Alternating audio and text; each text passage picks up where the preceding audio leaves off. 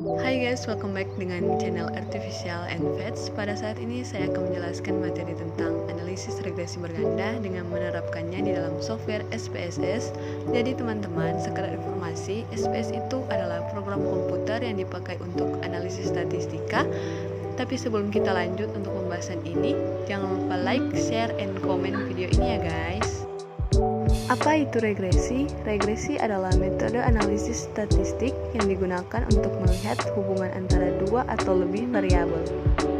Regresi berganda. Regresi berganda adalah model regresi atau prediksi yang melibatkan lebih dari satu variabel bebas atau prediktor. Secara umum, regresi linear terdiri dari dua, yaitu regresi linear sederhana dan regresi linear berganda.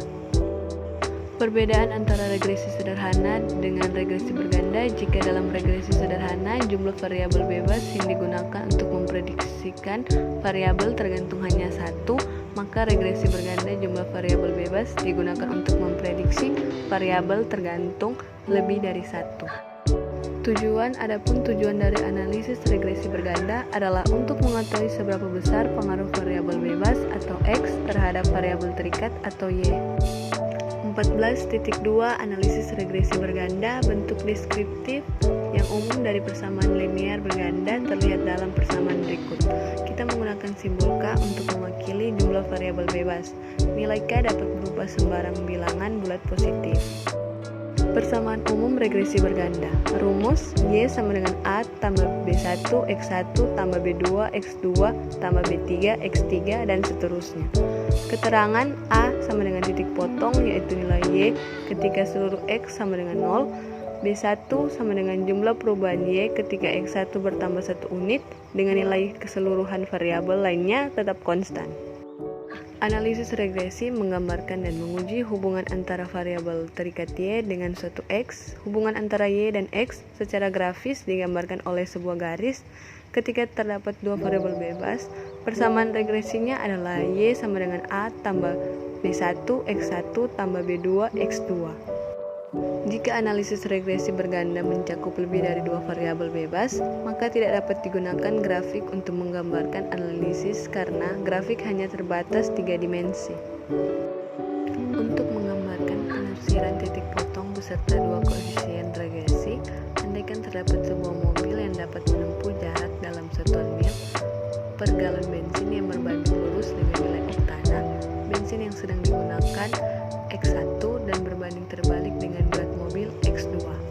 Asumsikan bahwa persamaan regresinya yang dihitung melalui perangkat lunak statistik adalah Y sama dengan 6,3 tambah 0,2 X1 kurang 0,001 X2.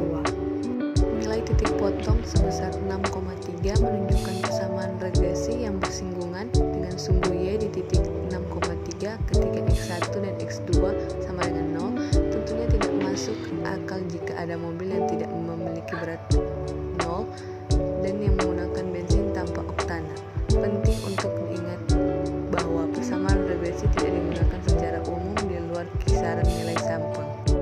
Nilai B1 sebesar 0,2 menunjukkan bahwa setiap kenaikan 1 oktana bensin, mobil akan menempuh jarak lebih dari 2-10 mil per galon, tidak peduli berapapun berat mobilnya. Nilai B2 sebesar kurang 0,01 menunjukkan bahwa untuk setiap kenaikan 1 pon berat mobil, jarak yang ditempuh per galon bensin menurun sebesar 0,001 tanpa menghiraukan nilai oktana bensin yang digunakan. Sebagai contoh, mobil yang menggunakan bensin oktana 92 dan memiliki berat 2000 pon rata-rata akan menempuh jarak 22,7 mil per galon diperoleh dari Y sama dengan A tambah B1 X1 tambah B2 X2 sama dengan 6,3 tambah 0,2 kali 92 kurang 0,001 kali 2000 sama dengan 22,7. Pada contoh berikut diperlihatkan analisis regresi berganda menggunakan 3 dimensi variabel bebas dengan menggunakan Excel dan Minitab. Kedua paket perangkat lunak tersebut menghasilkan seperangkat laporan dan statistika standar. Diperkirakan terdapat 3 variabel yang berhubungan dengan biaya pemanas. Yang pertama, suhu harian rata-rata luar ruangan. Yang kedua, jumlah sekat lonteng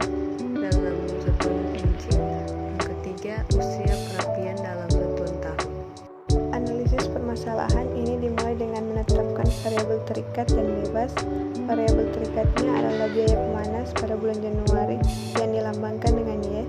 Terdapat 3 variabel bebas. Yang pertama, suhu rata-rata luar ruangan pada bulan Januari yang dilambangkan dengan X1.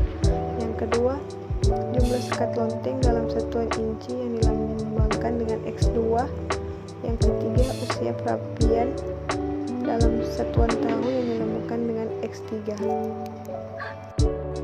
Dalam kasus ini, perkiraan persamaan regresinya adalah Y sama dengan 427,194 kurang 4,583 X1 kurang 14,831 X2 tambah 6,101 X3.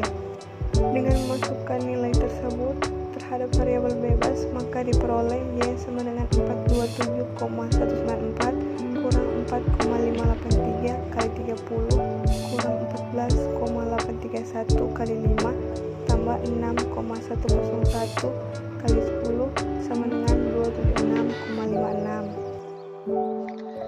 276,56. Ini adalah data yang saya ambil dari Badan Pusat Statistik atau BPS dari Provinsi Sulawesi Utara tentang persentase kemiskinan kabupaten atau kota.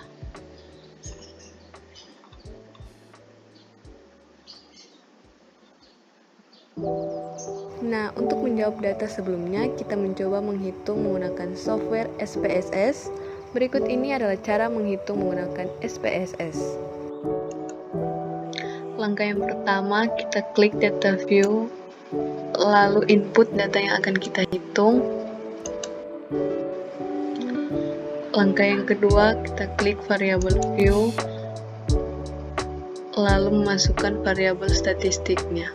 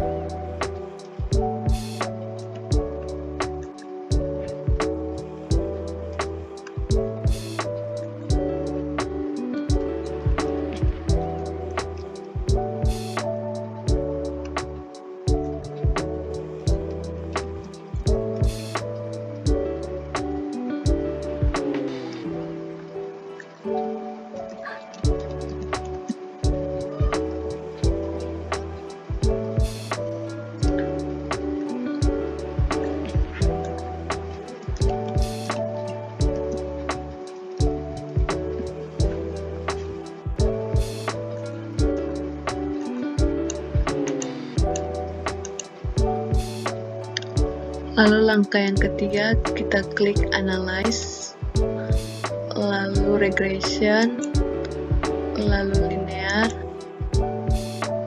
Langkah yang keempat, masukkan variabel Y ke dependent dan masukkan variabel X1, X2, dan X3 ke independence.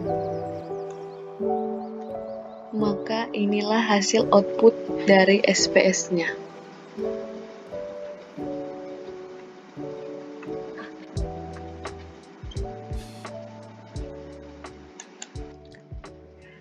Di sini cara membaca output SPS-nya yaitu pada tabel ini menunjukkan mengenai variabel apa saja yang diproses, mana yang menjadi variabel bebas dan terikat. Nah, yang menjadi variabel bebas di sini adalah tahun 2019, tahun 2021, dan tahun 2020. Kemudian yang menjadi variabel terikat yakni adalah tahun 2018. Tabel di atas menjelaskan besarnya nilai kolerasi atau hubungan R yaitu sebesar 0,997 dan dijelaskan besarnya persentase pengaruh variabel bebas terhadap variabel terikat, yaitu disebut koefisien determinasi yang merupakan hasil dari pengudratan R dari output tersebut diperoleh koefisien determinasi atau R² sebesar 0,993 yang artinya hampir sama. Pada bagian ini untuk menjelaskan apakah ada pengaruh yang nyata atau signifikan variabel tahun 2019, 2021, dan 2020 atau X1, X2, dan X3 terhadap variabel tahun 2018 atau Y dari output tersebut, terlihat bahwa F hitung sama dengan 608,095 dan tingkat signifikan atau probabilitas 0,000 kurang dari 0,05, maka model regresi dapat dipakai dan untuk memprediksi variabel tahun 2019, 2021, dan 2020. Pada tabel di atas memberikan gambaran kepada kita tentang persamaan atau model regresinya. Berdasarkan tabel di atas dapat dilihat nilai konstanta sebesar min 0,307 dan untuk tahun 2021 sebesar 0,298, sementara tahun 2020 sebesar min 0,258, serta tahun 2019 sebesar 1,016, sehingga dapat diperoleh persamaan regresi berganda sebagai berikut. Analisis data ini dimulai dengan menetapkan variabel terikat dan bebas. Variabel terikatnya adalah tahun 2018 yang dilambangkan dengan Y. Terdapat 3 variabel bebas. Yang pertama 2021 yang dilambangkan dengan X1. Yang kedua tahun 2022 yang dilambangkan dengan X2. Yang ketiga tahun 2019 yang dilambangkan dengan X3. Dalam data ini, perkiraan regresinya adalah Y sama dengan kurang 0,307 tambah 0,298, X1 kurang 0,258, X2 tambah 1,016,